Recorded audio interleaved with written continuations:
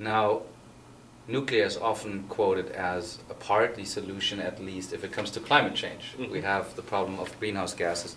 Germany, obviously, as we all know, a country that's very committed to its own domestic climate goals. I think minus 40% by 2020. The European goals of 20. I think you know, the European Union being more or less ready to go to minus 30% by 2020. All of that compared to 1990.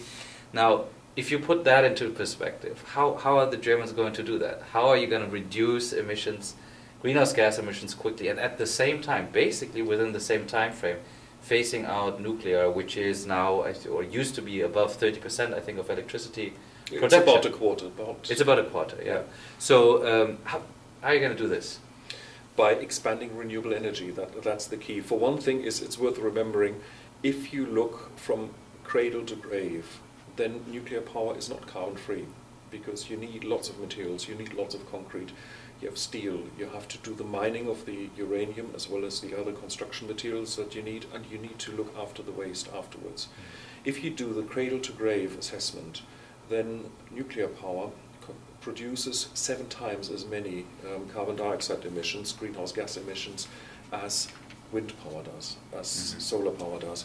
So it's not a carbon-free source of energy. The second one is, in Germany, yes, a quarter of the power was produced by nuclear energy. We had decided on the phase-out a decade earlier already.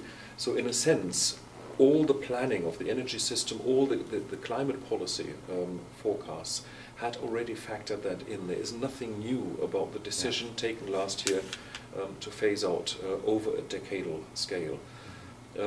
Germany is adding 2, in the future possibly 3 percentage points of renewable energy every year. It is amazing how quickly that goes and how quickly the percentage goes up.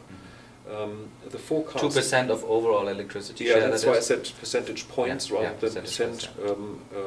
In actual fact, it's an addition of 10% to the production every year, approximately. But since we are now at 21%, so if it's 23% a year later or 25% 2 years later, that's what you're seeing.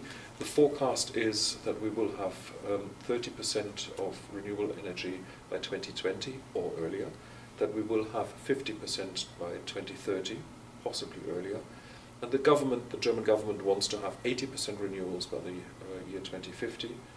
But there are scenarios that say that it would be relatively easy also to go to 100% renewable electricity by 2050.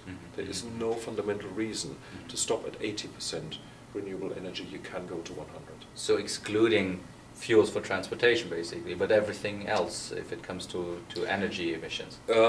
There are other scenarios. There are other scenarios that look at the energy consumption of the economy as a whole, and then it obviously is more difficult to go to 100% renewable.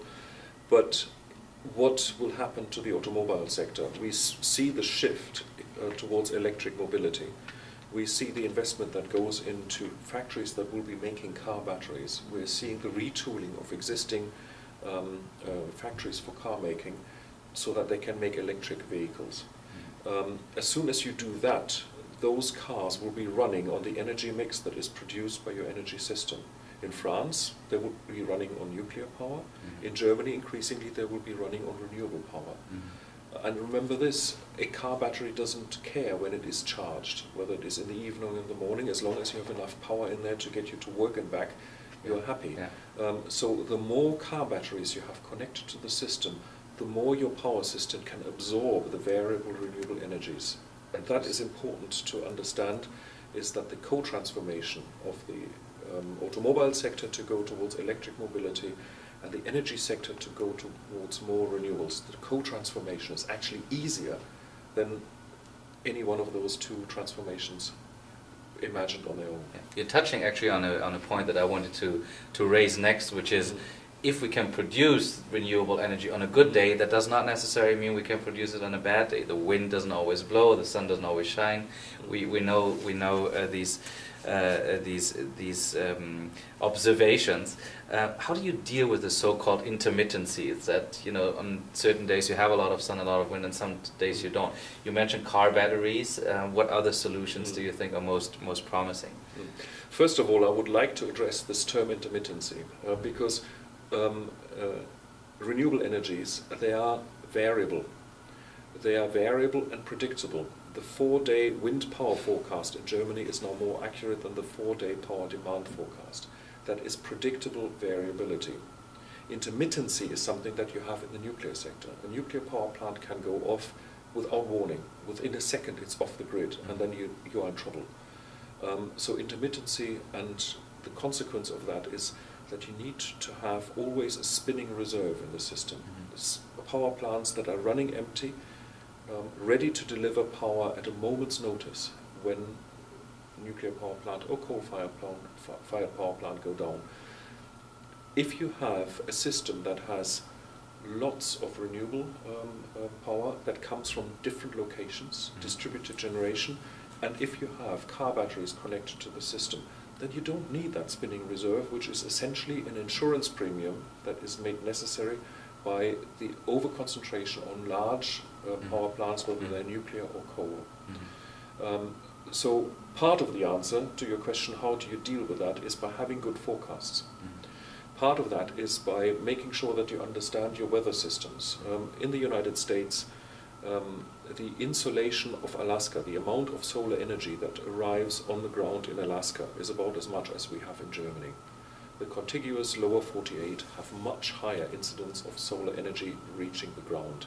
The same for wind. The winds in the US are so much stronger, and you have them practically everywhere. You have them on the shores, you have them on the coasts, you have them on the ridges, you have them in the plains. And you have many independent meteorological systems. So if the wind is blowing in one region, it may be calm in another one. You may have wind in some area and sun in another one.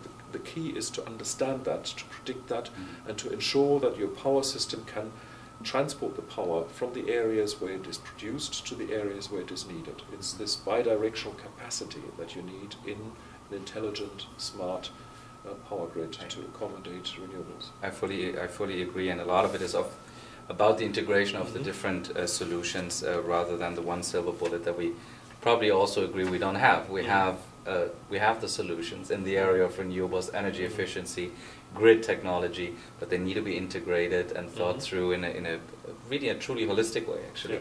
Yeah. You know, my final question is, I think, in how far Germany and the German experience is unique, and in how far do you think other countries can learn from that German experience, can try to be as ambitious, maybe more ambitious, both in terms of the phase out of nuclear and greenhouse gas reduction in the energy sector. And since we are here in the United States and you're touring this country, you know, if you could say a word or two also about the situation in the US and what that means for the transatlantic relationship. So, domestic Germany versus what's happening internationally. That's a long question, and you may have to follow up if I forget something, permit me. I think that the German experience is not unique. We've learned from our neighbors. We've taken the renewable energy technology. Solar panels were developed by NASA for satellite use. When I started this in the early 80s, I was looking at the best practice at the time. It was in California on the wind energy. You had Jimmy Carter put solar panels on the roof of the White House only for Ronald Reagan to take them off.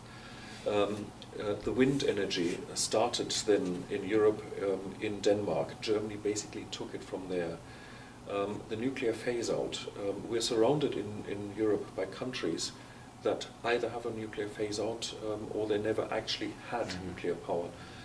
Denmark decided very early on that that is not something that they wanted to do. Austria built a nuclear power plant and they didn't start it up. Switzerland has now decided to do a phase-out. Italy has done the same. Belgium has decided 2003 already to do a phase-out. The government didn't act on it, now that they do. Since Fukushima, Mexico has abandoned plants, Israel has, Kuwait has, the list of countries that are basically putting a stop to this building of nuclear power plants is endless. So it's not a unique experience. Nuclear, of course, sorry for interrupting, but overall the only mainstream electricity source that has actually negative growth rates. All the others are growing. Fossil fuels in the low digits, renewables between 25 and to 75%, some of them 2/3 of growth annually. Of course from a smaller overall share, but growing quickly. Nuclear is, even before Fukushima, already was on the way down. Sorry. On the way down. If you look at the German planned phase out over decades, contrast that to the Japanese plan to phase out nuclear power. Essentially, they will turn off their last operating nuclear power plant sometime in April. They will have gone from almost 30% of power coming from nuclear power stations to 0 in 14 months. It's a completely different experience with different technological challenges, with different regulatory implications. It's a very strong coordination of economic activity in Japan that allows them to do that. It's a very different experience. When it comes to the ramping up of the renewable industry, Germany has learned a lot from California, has learned a lot from Denmark. The German experience has now moved to China when it comes to the production of solar panels, and the Chinese are now bringing down the cost for the benefit of everybody. But the growth of the wind industry is no longer in Germany. It is now in Europe, more in Spain, in Portugal, moving into Morocco. But you also have the wind markets in California, you have them in Colorado, you have them in Texas, the Panhandle, in the Plain States. That is where the industry is moving. It's where the wind is and where the power demand is. So in a sense, it's a global experience. And the German contribution to this can be that somebody has to demonstrate that you can bring up a whole industry to the point that it replaces another industry. In the US, they always talk about we need everything at the same time, as if you could have coal, nuclear and renewables in the system. In Germany, we've come to the conclusion that the more nuclear you have in the system, the more that limits the expansion of renewables, because they're incompatible, conceptually incompatible, technically in the management of the energy systems, they're incompatible powers. So Germany will show that it's actually easier to move towards 100% renewables if you don't have to contend with the nuclear power in the system as well. And whereas there are many countries that admit that there never has been a business case for nuclear power, there isn't one now, and there isn't a prospect of a business case, they still somehow invest in nuclear power, although it is very expensive and depending on subsidies, privileges like liability waivers. And the Germans show that you can actually shift to another system and it doesn't bankrupt the economy. On the contrary, we see great benefit in terms of jobs created in the country across the board, in rural areas as well as in the old industrial areas. We see it across different qualification levels. Germany now has 370,000 jobs created. The figure is a few years old, probably now 400,000. You can multiply that by 4 or 5 to imagine what it would mean in the United States. We see at the same time that we have business development, that we have tax generation inside the German economy and reduced dependence from imported fuels. So it has a positive effect, not only on the balance of trade, having to import less, but also it makes the whole economy more resilient to the price fluctuations that you have on world markets. All these are benefits that Germans now are reaping themselves, but at the same time they become stories that other people can understand, and these are benefits that are available to anybody who follows that example. Very exciting and very good news. You know, with your analysis, you have a strong ally in WorldWatch. You also have a home here whenever you come, and I just want to wish you really good luck on your further trip, and hope we're going to meet here again in a year or two, and we revisit what has come out of these strategies, and we really cross our fingers. I think everyone in the environmental movement, wherever we work, that this European example, not just the German one, the European example really sets sets an example for others to follow. Yeah. Thank you. Great. Thank you very much, Alexander, Thanks. and thank you very much for watching also this